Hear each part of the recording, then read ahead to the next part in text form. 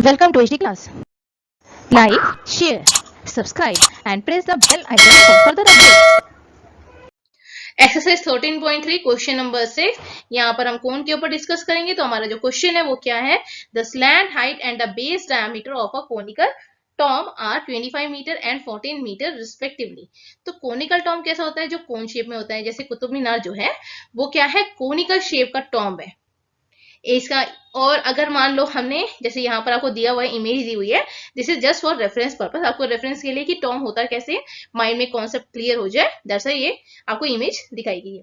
अब इसमें जो है, जैसे कोई भी टॉम होगा उसकी इमेज, उसकी जो हाइट है स्लैंट हाइट, ठीक है, टेढ़ी जो लाइन होती है वो स्लैंट हाइट होती है, और जो परपेंडिकुलर लाइन होती है वो हाइट होती है, और डायमीटर आपको दिया हुआ है। इससे आपको पता क्या करना है, फाइंड आउट क्या करना है कि आपने इसे चारों, इसकी जो साइड्स हैं उसमें व्हाइट वॉश करना है। अगर आप इसे व्हाइट वॉश करने लगोगे तो क्या बेस पे करोगे, आप नहीं करोगे, या टॉप पे करोगे, नहीं करोगे, आपने सिर्फ इसके साइड पार्ट करना है। जब हम साइड पार्ट करते हैं तो वो क्या होता है, हमारा कर्व सरफेस एरिया।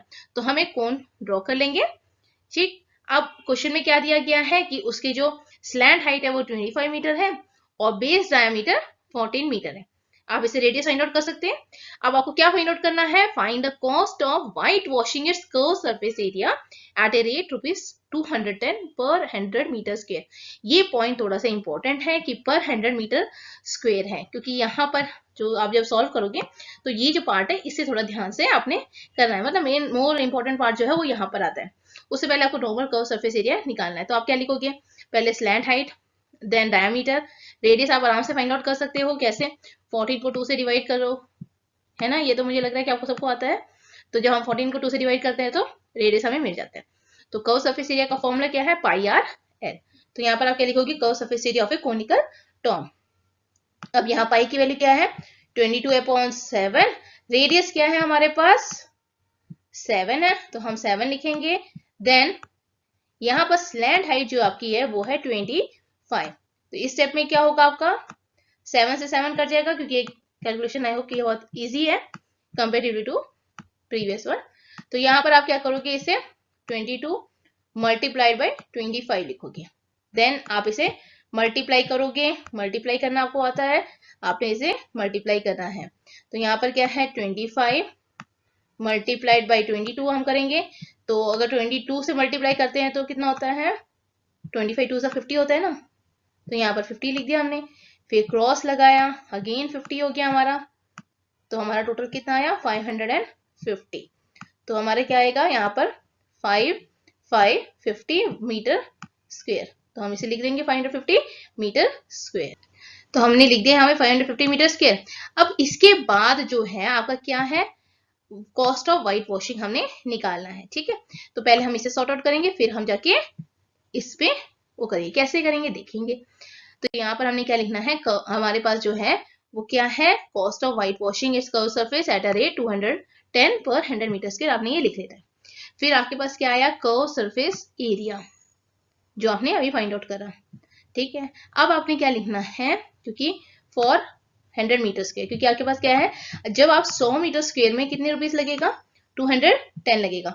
तो यहाँ पर आप लिखोगे फॉर 100 मीटर स्क्वायर, क्योंकि ये इंपॉर्टेंट पॉइंट है, यहाँ ध्यान दो आपने कि for 100 metre square cost is equal to, cost कितना लगा आपका 210 लग गया, ठीक है। तो cost is 210।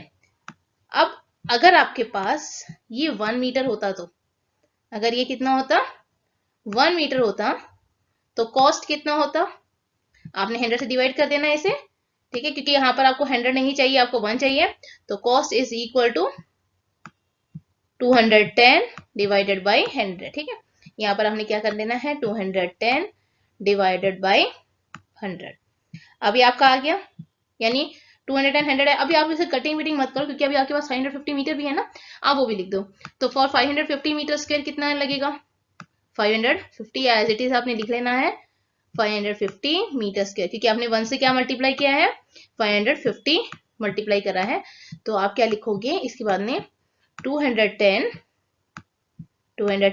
Divided by 100 as it is लिखा है, मैंने कटिंग नहीं करी थी, तो मैंने अभी ऐसे ही लिख दिया इसे, मल्टीप्लाइड बाय 550, ठीक है। यहाँ पर मैंने लिख दिया 550। अब करते हैं कुछ, देखो ये यहाँ से ये कट गया 0, ये 0 से ये 0 कट गया, आपको कितना मिला 21 मल्टीप्लाइड बाय 55। तो यहाँ पर आप लिखोगे 21 मल्टीप्लाइड बाय 55। अब इन दोनों को मल्टीप्लाई कर दो, कितना आएगा, तो कहाँ करेंगे मल्टीप्लाई, यहाँ पर स्पेस है यहाँ कर लेते हैं, 55 एंड देन 21।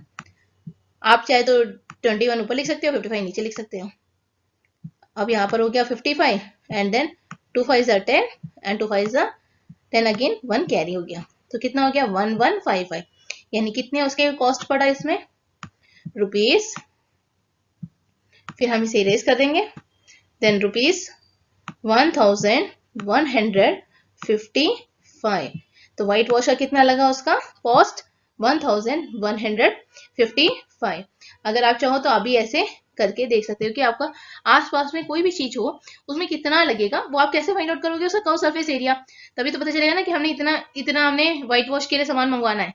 अगर आपको ये पता नहीं होगा कि कितना सामान मंगवाना है तो आप कैसे करोगे। ठीक है, तो ये जो कैलकुलेशंस होते हैं ये आप अपने प्रैक्टिकल लाइफ में भी यूज करके देखो, आपको बहुत अच्छा लगेगा और आपको समझ भी आएगा। आई होप आपको ये समझ आया। अगर आपको कोई प्रॉब्लम आती है तो आप कमेंट बॉक्स में लिख के पूछ लीजिए। वीडियो पसंद आई तो लाइक कीजिए, शेयर कीजिए और सब्सक्राइब कीजिए।